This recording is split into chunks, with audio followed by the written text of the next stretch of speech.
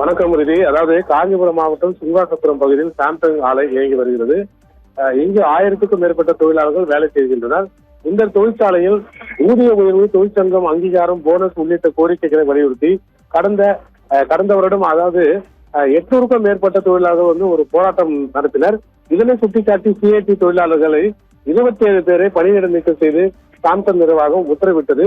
இதைத் தொடர்ந்து அரசு தரப்பில் பேச்சுவார்த்தை நடத்திய பிறகு தொழிலாளர்கள் வழக்கமாக பணியில் ஈடுபடுவார்கள் என்ற ஒரு அறிவிப்பு வெளியிடப்பட்டது.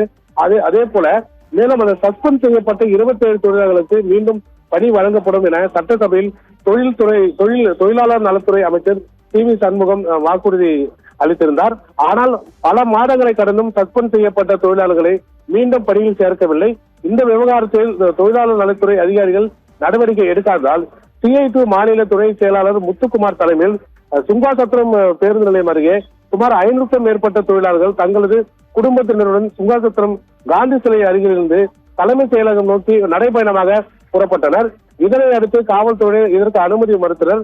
தடையை மீறி குடும்பத்துடன் பேரணி புறப்பட்ட தொழிலாளர்களை போலீசார் தடுத்து நிறுத்தினர். அவர்களை கைது செய்ய முற்பட்டதால் சாலையில் அமர்ந்து தொழிலாளர்கள் போராட்டம் நடத்தினர். இதையடுத்து வலுக்கட்டாயமாக கைது செய்ய முற்பட்ட போது காவல்துறைக்கும் போராட்டக்காரர்களுக்கும் இடையே ஒரு கடும் தள்ளுமுள்ளானது ஏற்பட்டுள்ளது.